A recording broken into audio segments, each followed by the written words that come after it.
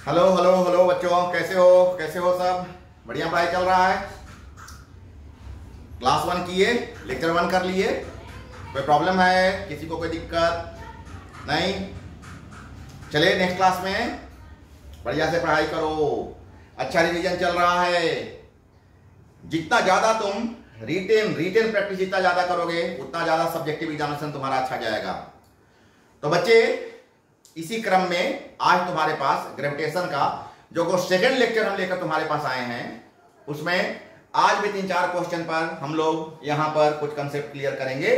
तो उसी में नंबर 1 पहला क्वेश्चन तुम्हारा आने जा रहा है ग्रेविटेशनल फील्ड। ग्रेविटेशनल फील्ड क्या है बच्चे? ग्रेविटेशनल फील्ड क्या है? ग्रेविटेशनल फील्ड पढ़े हो? ग्रेविटेशनल फील्ड पहले क्या है? ग्रेविटेशनल फील्ड बोलो। फील्ड क्या होता है? फील्ड का मतलब क्षेत्र, ग्रेविटेशनल का मतलब गुरुत्वीय क्षेत्र। इसको ऐसे फेंके वो आज नीचे गिर गया, और फेंकेंगे गिर जाएगा, और फेंकेंगे गिर जाएगा। इसको तो हम ऐसे फेंकते जा रहे फेंकते एक टाइम ऐसा जरूर आएगा कि जहां के बाद ये वापस नीचे नहीं गिरेगा। क्या नहीं? कहीं चल जाएगा, कहीं भी फेंकते जाएंगे चलते जाएगा? बिल्कुल नहीं, बिल्कुल नहीं, बिल्कुल नहीं। एक समय के बाद, एक टाइम के बाद अगर इसको और ऊपर फेंक दिया जाए तो ये वापस नहीं जाएगा, परमानेंटली ऊपर चला जाएगा, परमानेंटली ऊपर चला जाएगा। तो बाय द वे ये अर्थ है, और ये अर्थ के ऊपर अगर हम फेंकते जाते हैं तो एक टाइम ऐसा आएगा कि जहां के बाद अगर ऊपर फेंक दिया जाए तो वापस नहीं आएगा। तो ये जो फील्ड हुआ ना, इसी फील्ड को, ये जो होल फील्ड हुआ ना, इसी फील्ड को हम क्या बोलते हैं? ग्रेविटेशनल फील्ड कहते हैं। The space surrounding a material body in which its gravitational force of attraction can be measured is called, जहां तक गुरुत्वीय बल का मेजरमेंट हो सकता है, माप हो सकता है, जहां तक, वही बताया ना कि जहां तक से बॉडी वापस नीचे आ जाएगा, जहां तक के बॉडी को अर्थ अपने ओर खींचेगा, वो जो फील्ड है, इसी फील्ड को हम क्या बोलते हैं? ग्रेविटेशनल फील्ड कहते हैं।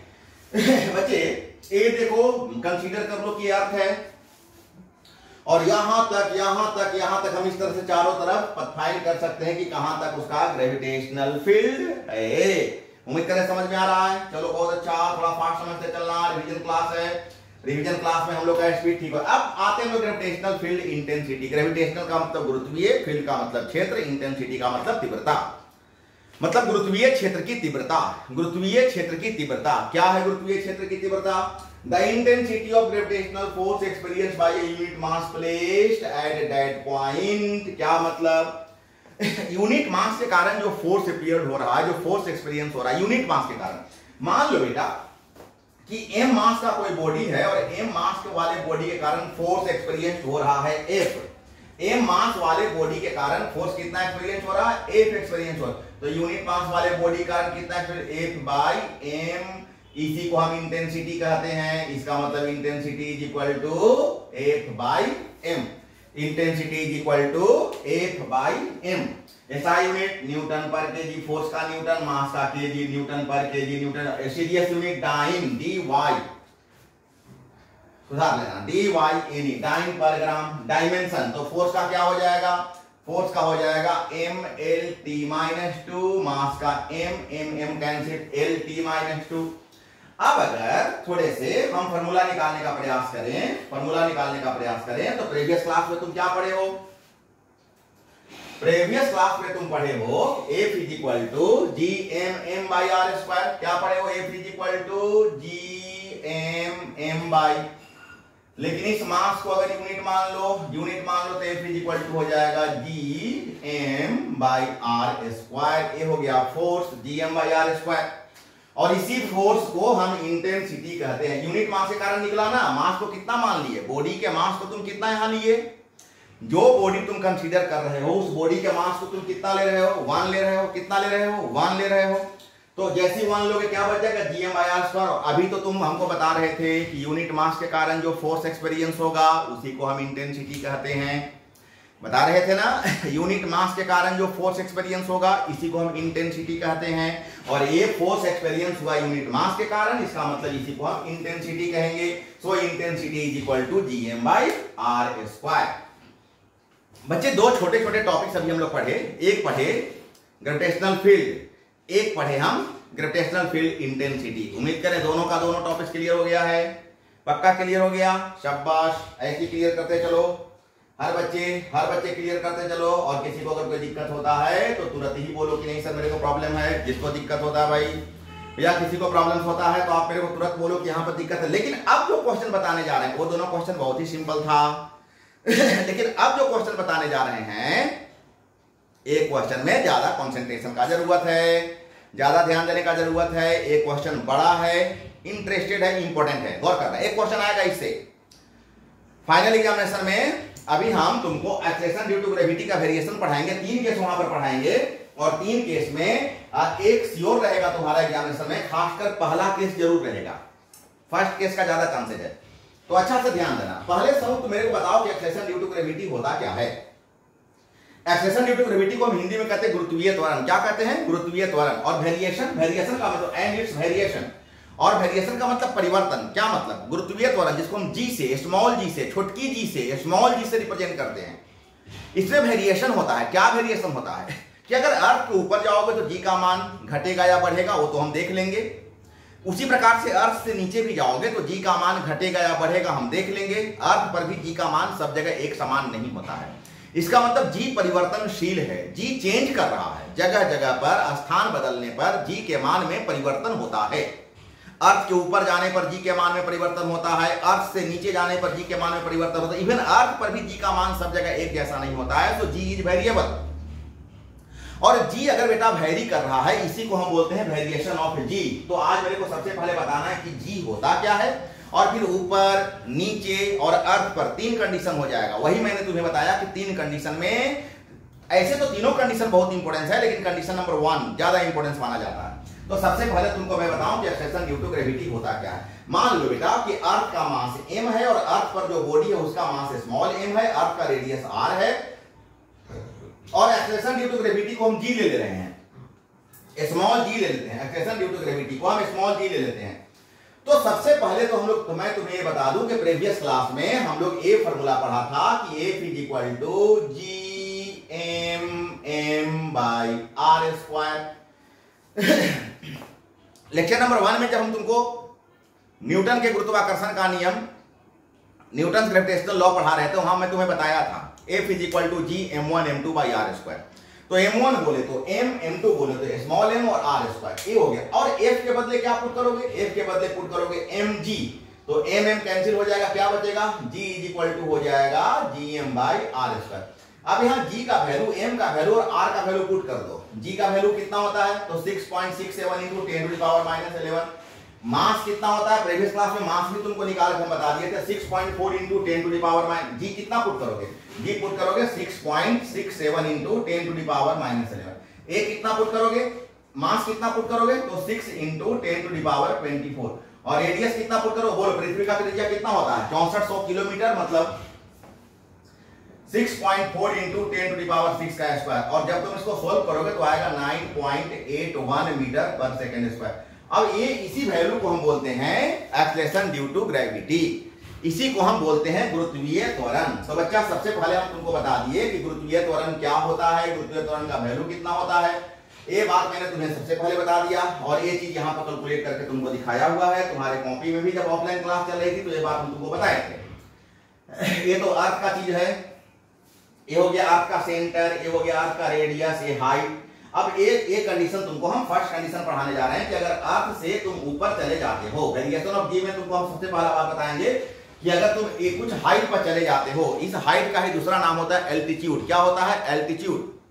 अगर हम धरती से ऊपर चले जाते हैं, मान ले यहां से हम 500 किलोमीटर ऊपर चल जाए, 1000 किलोमीटर ऊपर चल जाए, तो क्या होगा? इसको एल्टीट्यूड कहते हैं कि अगर हम एल्टीट्यूड पर जा रहे हैं तो जी के मान में क्या परिवर्तन होगा? What is the variation of g, small g, इनमें क्या परिवर्तन होने वाला है, इसको हम बोलते हैं एल्टीट्यूड। तो सबसे पहले बच्चे तुमको मैं एल्टीट्यूड को बताता हूं कि अगर ए मैं तुम्हें यहां बता दूं कि value of G changes after 10 kilometre of height. ये बच्चा तुम हमेशा ध्यान रखना, ऐसा नहीं हुआ कि हम यहां से छत पर चढ़ गए तो जी के मान में परिवर्तन हो जाएगा। चाहे यहां से मेरे को पेड़ पर चढ़ गए, बंदर लंगूर तुम लोग होते हो ना?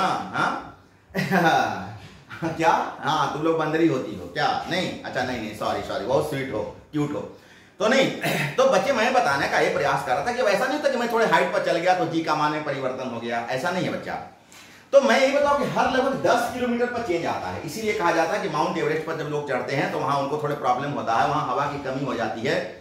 हवा की कमी होने के दो रीजन है, एक तो वहां पर बहुत चिल्ड होता है, एक रीजन तो इसके कारण डेंसिटी, एयर डेंसिटी वहां पर घट जाता है। दूसरा होता है कि वो लगभग 9000 क्या होता है 8898 वही ना है, तो लगभग 9 किलोमीटर के आसपास है। 9 किलोमीटर 10 किलोमीटर के बहुत नजदीक होता है, तो वहां पर जाने के बाद जी के मान में परिवर्तन आएगा और जी थोड़े वहां पर चेंज हो जाते हैं। जैसे यहाँ पर 9.8 है तो वहां पर जाके 9.7 के आसपास हो जाएगा, थोड़ा चेंज कर जाएगा। तो जब अब इसको हम लोग के लिए, क्योंकि हम लोग को ऐसा इंटीजर मैथमेटिक्स में कोई बहुत बड़ा इसको हम लोग नहीं मानते हैं, लेकिन ये वेरिएशन जी के लिए ज्यादा बड़ा वेरिएशन माना जाता है। तो जी का मान अगर घट जाएगा तो हवा का डेंसिटी वहां पर क्या होता है, कम जाएगा, और हवा का डेंसिटी कम जाएगा तो सांस लेने में दिक्कत होगी। सांस लेने में दिक्कत होगी तो क्या होगा, हमारे हार्ट को ज्यादा पंप करना पड़ेगा ना, ये उसको तो चाहिए, सांस तो चाहिए इसको, और उसको हवा उतना नहीं मिल रहा है, तो उसको पाने के लिए वो क्या करता है, वो ज्यादा पंप करता है, तो मुंह से ब्लड फेंक देने का चांसेस रहता है। तो ये बात क्या क्यों प्रूव हो जाए, लगभग मामला इतना मैं तुम्हें बताना चाह रहा हूं कि लगभग हर 10 किलोमीटर के बाद चेंज आ जाता है।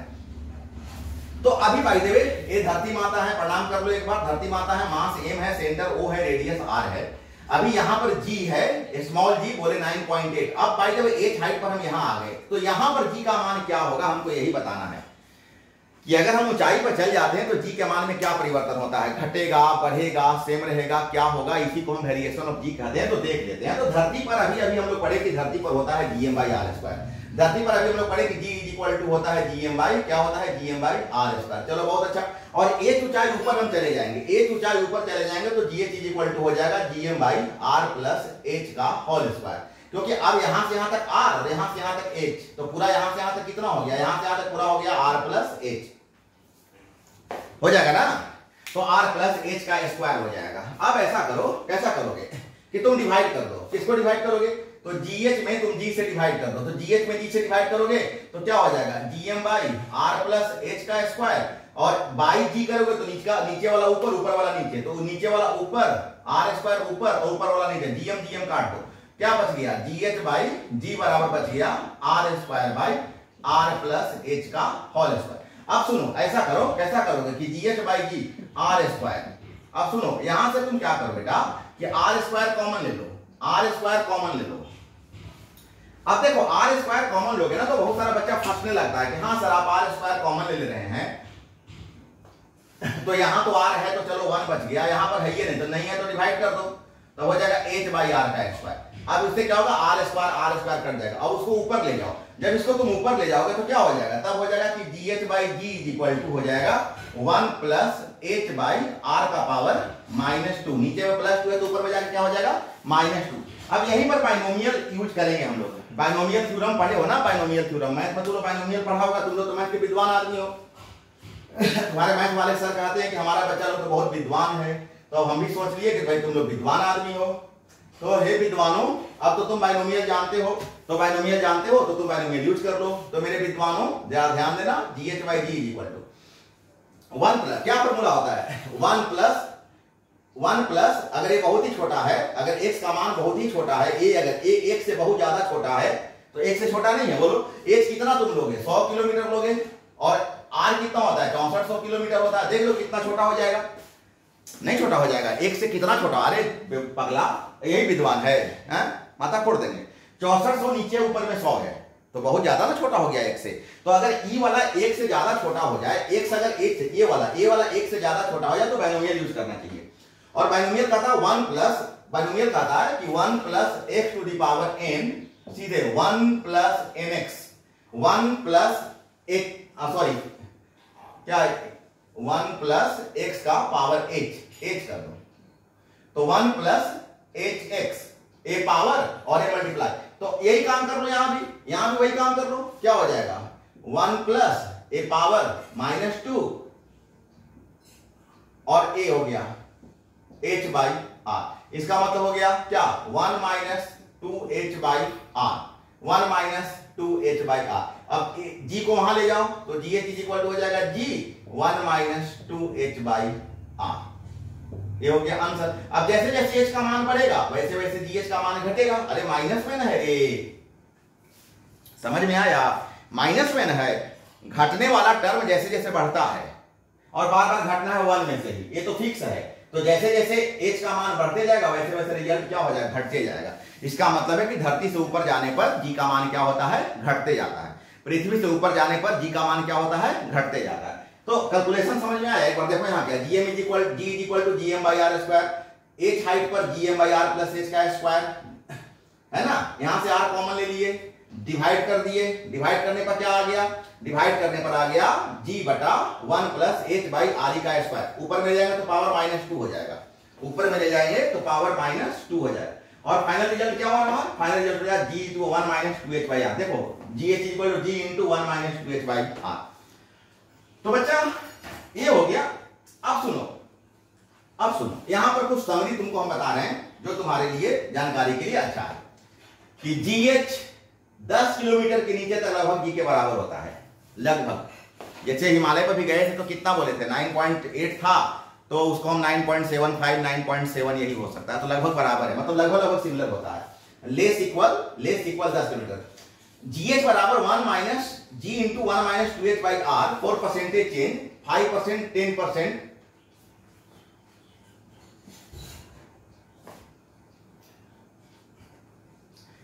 ये जो फॉर्मूला होगा ना, ये फॉर्मूला सब जगह नहीं लगता, 500 किलोमीटर तक ही लगता है। अब यानी कि यहां से हम चंद्रमा तक चल गए और यहां से हम मंगल ग्रह पर चल गए और यही फॉर्मूला लगाएंगे, ऐसा नहीं है, ऐसा नहीं लगाना चाहिए। ये 500 किलोमीटर तक लिमिटेड है, तो हम लोग को उससे ज्यादा नहीं पढ़ना है। और अगर 500 किलोमीटर से ऊपर चल जाए तो फिर तुम लगा दो 1 प्लस एच बाई आर का square, 1 plus H by R का स्क्वायर। तो फिर ये तुमको हम जानकारी के लिए बता दिए। ऐसे नॉर्मली हम लोग को यही पढ़ना है, 5 किलोमीटर 500 किलोमीटर के अंदर ही पढ़ना है। तो बच्चा मैंने तुमको अभी बताया, एक तो बता दिया तुमको मैं ग्रेविटेशनल फील्ड, एक बता दिया ग्रेविटेशनल फील्ड इंटेंसिटी, फिर मैं तुमको स्मॉल जी के बारे में बता दिया, और अभी मैं बता दिया कि अगर पृथ्वी से ऊपर जाते हैं तो जी के मान में क्या होता है, तो क्या होता है, जी के मान में कमी होता है, जी का मान घट जाता है। जैसे जैसे हम पृथ्वी से ऊपर जाते जाते हैं वैसे वैसे जी के मान में कमी होते जाता है। अब अगर हम लोग केस 2 पर आ जाए कि अगर पृथ्वी के डेप्थ में जाए, ये थोड़ा ज्यादा हार्ड है, इस पर ज्यादा ध्यान देना कि अगर हम गहराई में जाते जाएं, जैसे ये धरती माता है, प्रणाम कर लो एक बार। अब डी गहराई में चले जाते हैं तो अब हम यहां पर आ गए हैं, अब हमारे लिए धरती ये हो गई है। तो जब हम अब पूरा का पूरा त्रिज्या आर है, पूरा का पूरा त्रिज्या आर है, और हम घट करके यहां पर आ गए, डी घट गए, तो अब एक शेष कितना बच गया, तो शेष बच गया आर माइनस डी, और इसी को हम आर कह रहे हैं, स्मॉल आर कह रहे हैं, इसी को हम स्मॉल आर कह रहे हैं। तो इसका मतलब हो गया कि स्मॉल आर के बदले हम पुट करेंगे आर माइनस डी। तो ध्यान देना, हम लिख रहे हैं कि मान लेते हैं कि डेप्थ डी है, accession due to gravity G है धरती पर, और गहराई में जाने के बाद जी डी हो जाता है। हम नीचे जाएंगे तो चेंज होगा ना, तो चेंज होने के बाद जी डी हो जाता है। आर कितना बचा, आर माइनस डी, आर कितना बच गया, आर माइनस डी। हम क्या फॉर्मूला पढ़े हैं, हम फॉर्मूला पढ़े g is equal to G M by R square. तो जी डी बराबर क्या हो जाएगा, G M by R square, क्योंकि हमारे लिए धरती इतनी बड़ी है, धरती तो इतनी बड़ी थी लेकिन हम घट करके यहां पर आ गए हैं, और ये आर है तो हमारे लिए हो जाएगा G M by R square. अब एक बात हमको बताओ कि अगर रेडियस जहां पर आर है, छोटी आर है, वहां पर धरती का द्रव्यमान एम डैश है सब जगह। अब जब हम धरती में 50 किलोमीटर अंदर चल जाएंगे तो मेरे लिए धरती उतनी बड़ी हो गई, तो वहां पर उसका द्रव्यमान क्या हो जाएगा, घट जाएगा, घटेगा कि नहीं, मतलब अलग हो जाएगा, चेंज हो जाएगा। तो पहले तुम निकालो कि वहां पर मास क्या है। तो मान लेते हैं कि वहां पर मास एम डैश है, तो क्या तुम कह सकते हो कि M dash is equal to, क्या कह सकते हो, मान लेते हैं कि यहां पर धरती एम डैश, तो M dash mass equal to क्या होता है, मास इक्वल टू होता है volume into density. Mass is equal to volume, और वॉल्यूम कितना, तो 4/3 पाई आर क्यू, यहां पर रेडियस आर माने हैं तो 4/3 पाई आर क्यू, और डेंसिटी कितना मान लिए हैं, रो मान लिए हैं, डेंसिटी कितना मान लिए हैं, रो मान लिए हैं। अब जरा एक बात ध्यान देना कि इस मास को पूरे मास में कन्वर्ट करो, ई वाली धरती को चेंज करो इसमें, तो कैसे चेंज हो जाएगी, ये देखो 4/3 पाई आर क्यू तो है, और इस रो क्या होता है, डेंसिटी इज इक्वल टू, तो डेंसिटी इज इक्वल टू होता है mass by volume, density is equal to mass by volume. तो 4/3 पाई आर क्यू, और धरती का पूरा मास कितना था m, और धरती का वॉल्यूम पूरा कितना था, तो 4/3 पाई आर क्यू, बड़ा रेडियस बड़ा। अब देखो इससे क्या फायदा हो गया, 4/3 पाई कट गया, मतलब m डैश क्या बच गया, m dash is equal to क्या बन गया, m बाई आर क्यू, क्या क्या बच गया, हाँ m by R cube into R, हाँ R cube into M by R cube, इतना बच गया। देखो ना, एक आर क्यू बच गया, एम और आर क्यू बच गया। अब यही वाला वैल्यू तुम पुट कर दो यहां, यहां पुट कर दो, ये एम डैश है, यहीं पर पुट कर दो, यही वाला वैल्यू यहां पर पुट कर दो। कहां पुट करोगे? इक्वेशन 2 में पुट करो। इक्वेशन 2 यहां है, तो क्या हो जाएगा? जी डी बराबर, तो जी डी बराबर हो जाएगा जी, ये एम डैश है, ध्यान देना एम डैश है, हम स्क्रीन हटा दे तो भाग जाता है, तो तुम लोग लिख लेना ये एम डैश है। तो जी, अब एम डैश के बदले कितना पुट करोगे? तो एम डैश के बदले पुट कर दो R cube M by R cube, M dash, और नीचे में आर स्क्वायर है उसको रहने दो। इससे क्या हो जाएगा? ये देखो, ए कट गया, ए को बचा, मतलब जी डी बराबर बच गया G M by R cube into R, G M by R cube into R. अब इस आर के बदले कितना पुट करोगे? आर माइनस डी पुट कर दो, तो जी डी बराबर हो गया G M by R cube, R के बदले कितना पुट करोगे? R minus d, R minus d, ए निकल गया जी डी, मतलब गहराई पर जाने पर निकल गया, गहराई पर जाने पर निकल गया। जब हम ऊपर में हैं, जब धरती पर है तो क्या होता है? जी बराबर तब होता है G M by R square, और गहराई में गए तो इतना। अब ऐसा करो, डिवाइड कर दो, तुम जी डी को जी से डिवाइड कर दो, तो जी डी के बदले कितना पुट करोगे? G M by R cube R minus D, और जी के बदले कितना पुट करोगे? G M by R square. देखो जी एम कट गया, आर स्क्वायर से आर स्क्वायर कट गया, एक आर बचा, मतलब अब तुम्हारे पास बच रहा है, अच्छा से देखना कि जी डी बाई जी बराबर खाली बच रहा है आर माइनस डी बटे आर। अब यहां भी एलसीएम तुम बांट लो, अलग अलग बांट लो, अलग अलग बांट लो, एलसीएम तुम यहां पर क्या हुआ? आ गया, सॉरी, यहां पर क्या करो? अलग अलग बांट लो, तो जी डी बराबर क्या हो गया? G into R by R minus d by R, एक कट गया, इसका मतलब फाइनल आ रहा है जी डी बराबर g into 1 minus d by R. क्या रिजल्ट आया? मस्त रिजल्ट आया। पूरा कैलकुलेशन हम, अगर यहां तुमको दिक्कत हुआ तो मेरा वाला कैलकुलेशन फिर से करना तुम कॉपी में, है ना? अब ऐसे तो तुम्हारे पास सब लिखा हुआ होगा, ऑफलाइन क्लास में तो हम बहुत स्पेशली तुम लोग को पढ़ाए हैं, तो सब नोट्स तुम्हारे पास होगा। लेकिन अगर कोई बच्चा को, मान लेते हैं कोई बच्चे वैसे जो मेरे से ऑफलाइन नहीं पढ़े होंगे और वो बच्चे इस क्लास को कर रहे होंगे, तो आप यहां से कैलकुलेशन देखोगे, अदरवाइज मेरा यहां से कैलकुलेशन देखना और पूरा यहां से यहां तक देख लेना। अब देखो, जैसे जैसे डी बढ़ेगा, डी का मतलब गहराई, डी का मतलब डेप्थ, पृथ्वी के भीतर, अब हम जैसे जैसे धरती के भीतर घुसते जाएंगे वैसे वैसे जी का मान घटते जाएगा। घटेगा कि नहीं? माइनस में है ना बेटा, 1 माइनस है ना, तो डी का मान जैसे जैसे बढ़ेगा वैसे वैसे जी का मान घटते जाएगा। मतलब धरती के ऊपर जाने पर भी जी का मान घटता है, धरती के नीचे जाने पर भी जी का मान घटता है। अब मान लो कि हम धरती है, अब धरती पर घटते घटते घटते घटते घटते घटते हम सेंटर पर आ जाए, तो जब सेंटर पर आ जाएंगे तो उस समय आर और डी दोनों क्या हो जाएगा? बराबर हो जाएगा। जितना त्रिज्या उतना ही गहराई, तो आर और डी जब दोनों बराबर हो जाएगा उस समय हो जाएगा जी 1 माइनस डी बटा डी, आर के बदले डी पुट कर देंगे तो कट जाएगा। इसका मतलब जी 1 माइनस 1 बोले तो 0। इसका मतलब है कि सेंटर पर जाने पर वहां पर कोई भी एक्सेलेरेशन ड्यू टू ग्रेविटी नहीं हमको मिलेगा, और जब एक्सेलेरेशन ड्यू टू ग्रेविटी हमको मिलेगा ही नहीं तो हम सेंटर तक नहीं जा सकते हैं, सेंटर तक जाना पॉसिबल नहीं रहेगा। क्योंकि देखो, हम लोग कहीं पर जो रहते हो ना, जैसे अंतरिक्ष में लोग काहे उड़ने लगता है, सोचते हो कभी? क्योंकि उसका जी घट जाता है, हमको जी ही नीचे हमको खींच के रखे हुए है। देखो, हमारा जो वेट है ना वही हमको नीचे खींच के रखे हुए है। तो वेट कैसे बनता है? एम इंटू जी से बनता है। खाली एम तो मास है ना, उसमें जी लगता है तब जाके वेट बन जाता है, और तब जी का मान घटेगा तो वेट क्या हो जाएगा? घट जाएगा। चंद्रमा पर जाने पर जी का मान 6 गुना कम है तो वेट भी 6 गुना कम घट जाता है। तुम 60 किलो यहां पर हो तो चंद्रमा पर जाके 10 किलो के हो जाओगे, 6 गुना घट जाएगा।